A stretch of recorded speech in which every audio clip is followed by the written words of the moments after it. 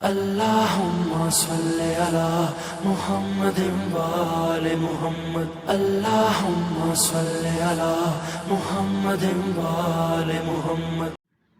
اعوذ باللہ السمیع العلیم من الشیطان اللعین الرجیم.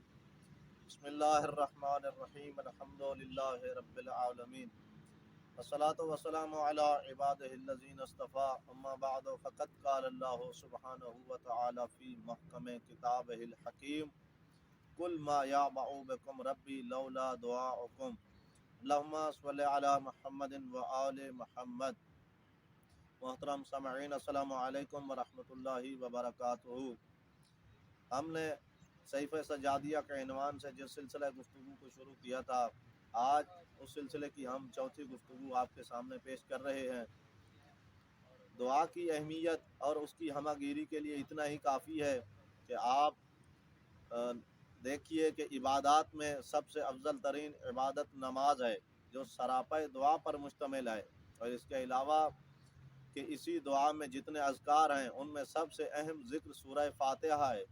سورہ فاتحہ جو عین دعا ہے، مدعا دعا ہے، حقیقت دعا ہے. اور اس کے علاوہ قرآن مجید میں انبیاء کی دعاؤں کا تذکرہ کیا گیا ہے. آدم ہو، ابراہیم ہو، نوح ہو، یوسف ہو، زکریا ہو، ایوب ہو، یونس ہو. انبیاء کی دعاؤں کے علاوہ سحر مصر، لشکر طالوت، اصحاب کاف، آسیہ زن فرعون، ان کی دعاؤں کا تذکرہ کیا گیا ہے. اور اس کے علاوہ تمام ملل و ادیان اس دعا کو راز نیاز مندی سمجھتے ہیں، اسے حسن عبودیت کا خاصہ سمجھتے ہیں. اور یہاں سے پتہ چلتا ہے، قرآن کے مطالعے کے بعد، روایات کے مطالعے کے بعد پتہ چلتا ہے کہ دعا انبیاء کی سیرت ہے، خاصان خدا کا دستور ہے، اوصیاء خدا کا شیوا ہے.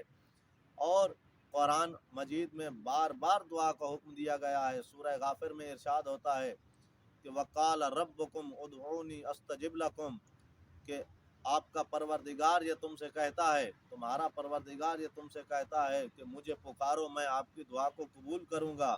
اور سورہ فرقان میں ارشاد ہوتا ہے کہ قل ما یعبأ بکم ربی لولا دعاؤکم، اے میرے رسول ان سے کہہ دیجئے کہ اگر تمہاری دعائیں نہ ہوتی تو میرے پروردگار کو آپ کی کچھ پرواہ نہیں تھی.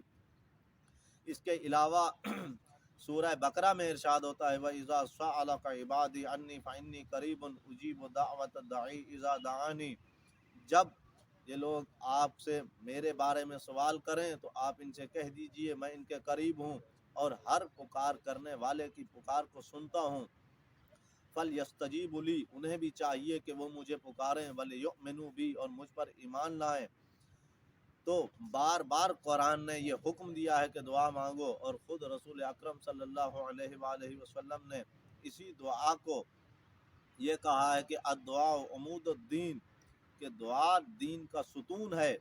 اور یہاں سے بعد میں سلسلہ امامت میں ہمارے 8ویں امام نے یہ ارشاد فرمایا ہے علیکم بالصلاح الانبیاء، تم پر واجب ہے کہ تم انبیاء کے ہتھیاروں کو، اسلحہ کو اپنے ہاتھ سے یعنی انہیں مضبوط کرو. امام رضا علیہ السلام سے پوچھا گیا فقیل ما سلاح الانبیاء، جب کہا گیا کہ وہ انبیاء کا اسلحہ، وہ ہتھیار کیا ہے انبیاء کا، تو مولا نے فرمایا الدعاء سلاح الانبیاء، کہ دعا انبیاء کا اسلحہ رہا ہے، ہتھیار رہا ہے. تو تم پر بھی واجب ہے تم انبیاء کے اس ہتھیاروں کو مضبوطی سے پکڑ لو. تو اس کے باوجود، قرآن کے اتنے واضح احکامات کے باوجود، قرآن کے بار بار حکم کے باوجود کہ تم دعا کرو، اور رسول اکرم کا یہ کہنا کہ یہی دعا دین کا ستون ہے، اس کے باوجود بھی مسلمانوں کا ایک فرقہ اس دعا سے انکار کر رہا ہے.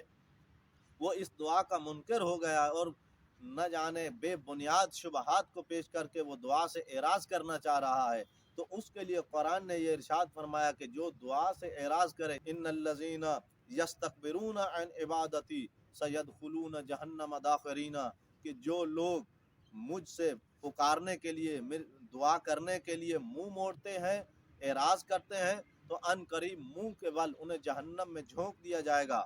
اب منکرین دعا جو صراحتاً قرآن کے خلاف جا رہے ہیں، جو رسول اکرم کے فرمان کے خلاف جا رہے ہیں، جو انبیاء کی سیرت کے خلاف جا رہے ہیں، تو میں اتنا عرض کروں گا ان مسلمان فرقوں کے لیے کہ وہ فقط دعا کا انکار نہیں کر رہے بلکہ سیرت انبیاء کا انکار کر رہے ہیں، قرآن کے حکم کا انکار کر رہے ہیں، خود رسول اکرم کے فرمان کی توہین کر رہے ہیں اور رسول اکرم کے دیے ہوئے فرمان کو وہ جھٹلا رہے ہیں۔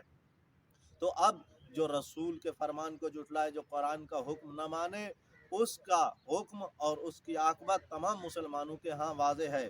انشاءاللہ آئندہ ہم اسی دعا کے سلسلے کو صحیفہ سجادیہ کے عنوان کو بڑھاتے ہوئے کوشش کریں گے، پروردگار سے توفیق لیتے ہوئے آپ کے سامنے ان دعاؤں کو پیش کریں گے۔